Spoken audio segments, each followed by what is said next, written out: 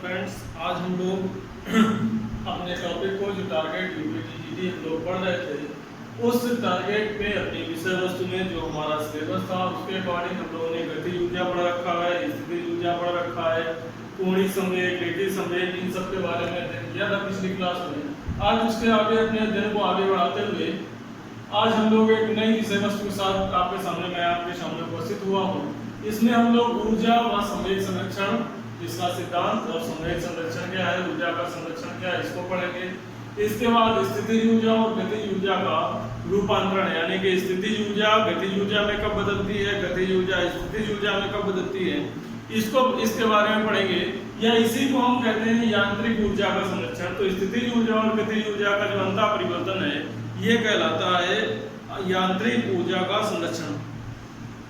तो ऊर्जा के रूपांतरण से पहले हम लोग सबसे पहले पढ़ते हैं ऊर्जा संरक्षण का सिद्धांत। तो संरक्षण का मतलब क्या होता है? किसी चीज को सुरक्षित करना, किसी चीज को सुरक्षित करना, किसी को सुरक्षा प्रदान करना क्या कहलाता है? संरक्षण कहलाता है। तो ऊर्जा संरक्षण का सिद्धांत क्या कहता है? किसी विलगित निकाय में, विलगित का मतलब होता है अंग्रेजी भाषा में अगर हम कहें तो आइसोलेटेड सिस्टम। आइसोलेटेड सिस्टम एक ऐसा सिस्टम होता है जिसमें बॉडी के अंदर, जिसमें सिस्टम के अंदर की ऊर्जा ना तो बाहर जा सकती है और ना ही बाहर की ऊर्जा अंदर आ सकती है।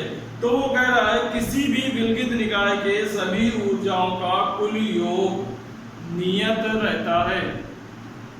किसी सिस्टम के अंदर जितनी भी ऊर्जा होगी उसका योगफल, चाहे वो गतिज ऊर्जा हो, स्थितिज ऊर्जा हो, नाभिकीय ऊर्जा हो, रासायनिक ऊर्जा हो, परमाणु ऊर्जा हो, कोई भी ऊर्जा हो, सबका जो योगफल होगा वो नियत रहता है जब वो निकाय कैसा होगा? आइसोलेटेड।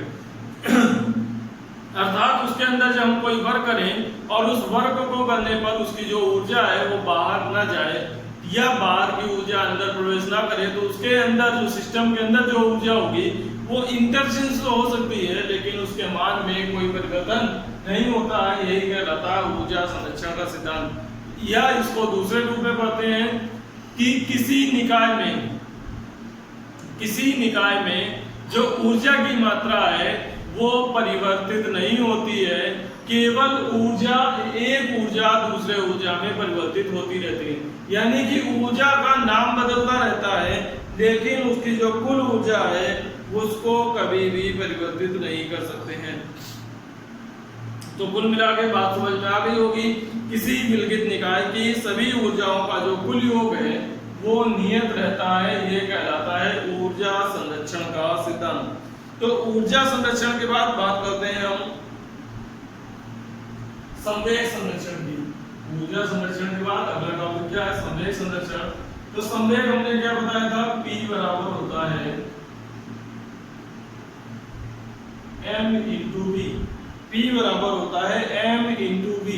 तो संवेग संरक्षण का सिद्धांत ये कहता है कि किसी भी निकाय का प्रारंभिक संवेग और अंतिम संवेग सदैव समान होता है। यानी कि किसी निकाय का जो संवेग परिवर्तन है, जो संवेग में चेंज हो रहा है, उस संवेग में चेंज के पहले और संवेग में चेंज के बाद जो भी संवेग होता है वो कुल संवेग सदैव क्या रहता है? नियत रहता है। यानी कि अगर कोई दो पिंड है, पहले पिंड का द्रव्यमान है m1 और उसका वेग है, प्रारंभिक वेग है u1, दूसरा पिंड है उसका द्रव्यमान है m2 और प्रारंभिक वेग है u2। तो इसका जो संवेग होगा जिसको हम क्या बोलते हैं? प्रारंभिक संवेग।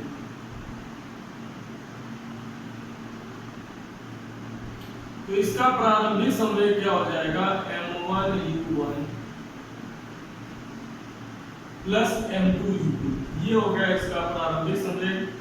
अब m1 द्रव्यमान वाले का अंतिम वेग हो गया v1, m2 द्रव्यमान का अंतिम वेग हो गया v2। तो अंतिम संवेग क्या हो जाएगा? अंतिम संवेग हो जाएगा m1 v1 plus m2 v2। तो संवेग संरक्षण के सिद्धांत से क्या कहा जाएगा कि m1 u1 plus m2 u2 बराबर है m1 v1 प्लस m2v2, ये कहलाता है संवेग संरक्षण का सिद्धांत। किसी निकाय का जो कुल संवेग है वो सदैव नियत रहता है। किसी निकाय का कुल संवेग सदैव नियत रहता है। जैसे किसी विलगित निकाय की कुल ऊर्जा नियत रहती है, उसी तरह से किसी निकाय का जो कुल संवेग है वो सदैव क्या रहता है, नियत रहता है। तो अगर कोई सी सिस्टम में दो पार्टिकल हो, एक पार्टिकल का मास है m1, दूसरे पार्टिकल का मास है m2, पहले का वेग है u1 प्रारंभिक और दूसरे का है u2, तो उनका जो प्रारंभिक कुल संवेग होगा निकाय का वो हो जाएगा m1 u1 plus m2 u2। इसी तरह से अगर उनके अंतिम वेग v1 और v2 हो तो जो अंतिम संवेग होगा, फाइनल मोमेंट होगा, वो हो जाएगा m1 v1 plus m2 v2। संवेग संरक्षण के सिद्धांत से m1 u1 plus m2 u2 बराबर होता है m1 v1 plus m2 v2। ये कहलाता है संवेग संरक्षण का सिद्धांत। इसको कहते हैं संवेग संरक्षण का सिद्धांत। इतनी बात समझ में आ गई होगी। ऊर्जा संरक्षण क्या है? ऊर्जा को ना तो उत्पन्न किया जा सकता है ना ही नष्ट किया जा सकता है, उसे केवल एक रूप से दूसरे रूप में परिवर्तित किया जा सकता है। ये ऊर्जा संरक्षण का सिद्धांत कहलाता है। या स्टैंडर्ड डेफिनेशन की बात करें तो किसी विलगित निकाय की कुल ऊर्जाएं जो होती हैं उनका योग सदैव क्या रहता है, नियत रहता है। इसको कहते हैं ऊर्जा संरक्षण का सिद्धांत। संवेग संरक्षण का सिद्धांत क्या कहता है? किसी निकाय का जो कुल संवेग होता है वो सदैव नियत रहता है, अर्थात निकाय का प्रारंभिक संवेग सदैव अंतिम संवेग के क्या होता है, समान होता है। ये तो हो गया संरक्षण की बात। किसी भी संरक्षण की बात होती है, चाहे संवेग संरक्षण हो, ऊर्जा संरक्षण हो, तो कुल मिलाकर उसका जो कुल मान होता है वो सदैव क्या रहता है, नियत रहता है। अब बात करते हैं स्थितिज ऊर्जा और गतिज ऊर्जा के रूपांतरण की। तो इसको हमने बताया आपको, स्थितिज ऊर्जा और गतिज ऊर्जा का जो रूपांतरण है ये यांत्रिक ऊर्जा का संरक्षण भी कहलाता है। ये क्या कहलाता है? यांत्रिक ऊर्जा का संरक्षण। इसके लिए हम क्या लेते हैं, एक कोई बॉडी है या एक कोई गेंद है,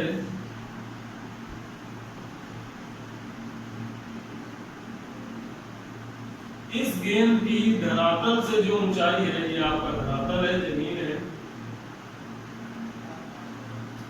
इस धरातल से जो इसकी ऊंचाई है वो है मान ले h। और जब इसकी ऊंचाई h पर है तो यहाँ इसका द्रव्यमान m है, यहाँ पर भी m रहेगा, यहाँ पर भी m रहेगा। ये स्थिति A है, ये स्थिति B है और ये स्थिति C है। मान ले जब स्थिति A थी तो इसका वेग जो प्रारंभिक वेग u था वो u बराबर क्या था, 0। जब ये स्थिति B में पहुंचा तो इसका वेग हो गया v1, कितना है हमको नहीं पता। और जब स्थिति C में पहुंचा तो इसका अंतिम वेग हो गया v। अब A से B के बीच की दूरी मान ले कितनी है, x। तो A से बीच की दूरी अगर x है तो B से C के बीच की दूरी कितनी हो जाएगी, h माइनस x। तो सबसे पहले माना कि m द्रव्यमान की एक गेंद धरातल से h ऊंचाई से गिराई जाती है। कुछ समय के पश्चात प्रारंभिक वेग स्थिर अवस्था में प्रारंभिक वेग u बराबर 0 है। कुछ समय के पश्चात वो बिंदु B पर पहुंचती है। बिंदु B पर उसका वेग हो जाता है v1 और बिंदु B से गिरकर कहां पहुंच जाती है, धरातल पर, बिंदु C पर। और बिंदु C पर पहुंचने के पहले उसका वेग होता है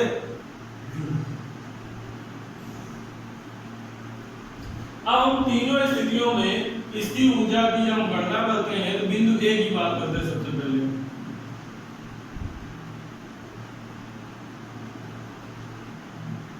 तो बिंदु A पर जब हम बात करते हैं तो स्थितिज ऊर्जा सबसे पहले लेते हैं।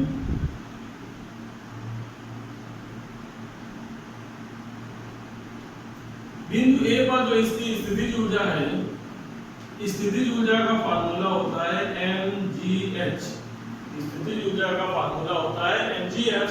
और वास्तव में द्रव्यमान m है, गुरुत्वीय त्वरण g है और ऊंचाई h है, तो उसकी स्थितिज ऊर्जा होगी भी कितनी, mgh ही हो जाएगी।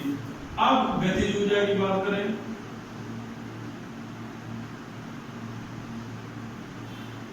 तो होता है 1/2 mv²। और यहाँ जो v है v जो वेग है v बराबर है u बराबर क्या है 0। कहां पर बिंदु A पर u का मान 0 है, तो फार्मूले के अनुसार वही आपकी वेलोसिटी है, वही वेग है, वो शून्य है, तो गतिज ऊर्जा का मान क्या हो जाएगा 0। तो जब गतिज ऊर्जा का मान 0 हो गया तो कुल यांत्रिक ऊर्जा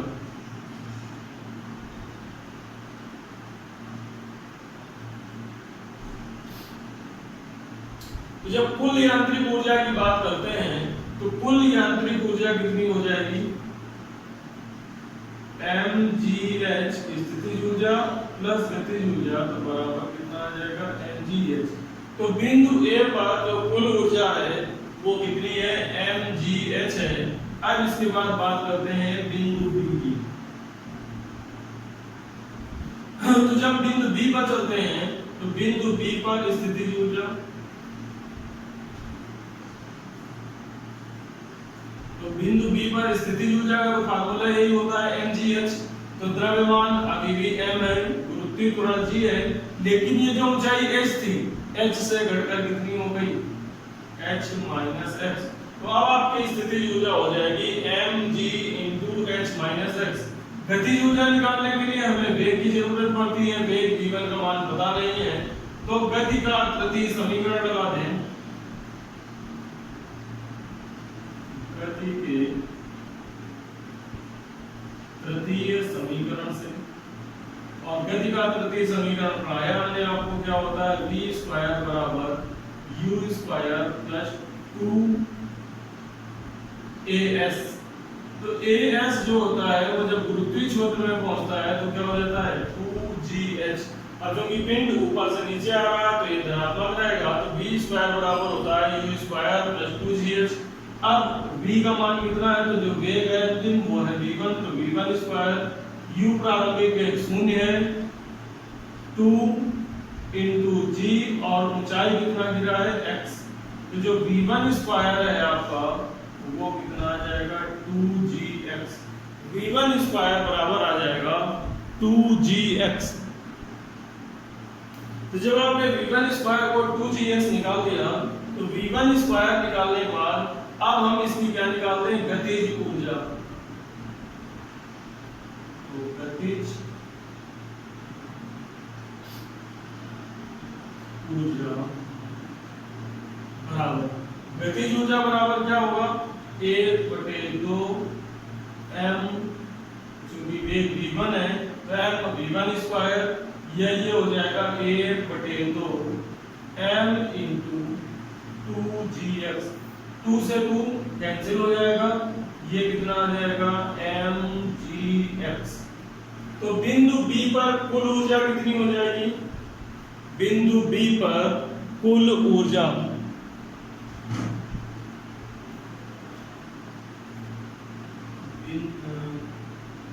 कुल यांत्रिक ऊर्जा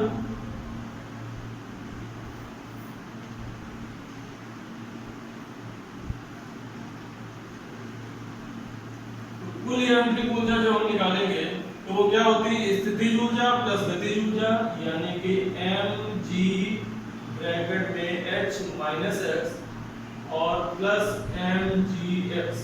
दोनों से mg को कॉमन ले लें, जब आप mg को कॉमन लेंगे तो h माइनस x और प्लस x हो जाएगा, x से x कैंसिल, ये कितना आ जाएगा mgh। तो पहले बिंदु A पर भी कुल ऊर्जा mgh थी, बिंदु B पर भी कुल ऊर्जा mgh हो गई।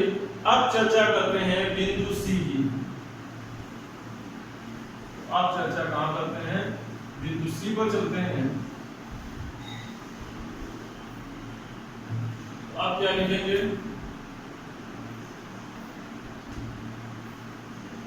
बिंदु C पर सबसे पहले स्थितिज ऊर्जा,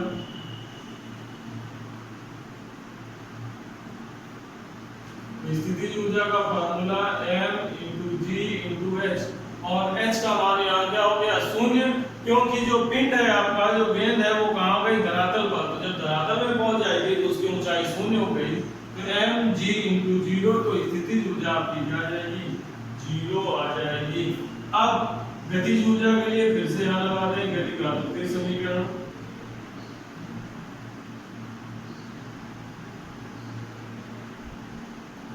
तो जब गति का तृतीय समीकरण लगाएंगे तो गति के तृतीय समीकरण के अनुसार वेग v स्क्वायर बराबर क्या होता है u स्क्वायर प्लस 2gh। अब यहाँ पर मान रखें तो v वेग v है, प्रारंभिक वेग u 0 था, 2gh क्योंकि ऊंचाई पूरी h है और ये आ जाएगा तो v स्क्वायर बराबर कितना आ गया 2gh। जब v स्क्वायर बराबर 2gh आ गया, अब गतिज ऊर्जा निकाल दें। गतिज ऊर्जा, गतिज ऊर्जा क्या हो जाएगी 1/2 mv स्क्वायर, यानी कि 1/2 m इंटू 2gh। 2 से 2 कैंसिल तो ये कितना आ जाएगा mgh। अब कुल ऊर्जा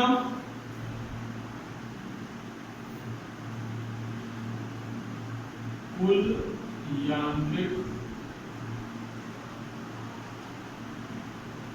ऊर्जा, जब कुल यांत्रिक ऊर्जा की बात करेंगे तो स्थितिज ऊर्जा 0 प्लस गतिज ऊर्जा mgh बराबर क्या आ जाएगा mgh। तो हमने ये देखा कि बिंदु A पर भी mgh है, बिंदु B पर भी mgh है, बिंदु C पर भी mgh है, यानी कि किसी गिरते हुए पिंड की जो कुल यांत्रिक ऊर्जा है, स्थितिज ऊर्जा और गतिज ऊर्जा, वो आपस में एक दूसरे में रूपांतरित होती रहती है, लेकिन उसका जो कुल योग है वो mgh बना रहता है, अर्थात वो नियत रहता है। इस तरह से ऊर्जा संरक्षण के द्वारा हम यांत्रिक ऊर्जा के संरक्षण को पढ़ते हैं। ये हो गया आज का टॉपिक। आपको क्लास कैसी लगी कमेंट करके जरूर बताइएगा और ज़्यादा से ज़्यादा चैनल को लाइक और सब्सक्राइब कीजिए और आगे की चर्चा हम लोग नेक्स्ट क्लास में प्रारंभ करेंगे।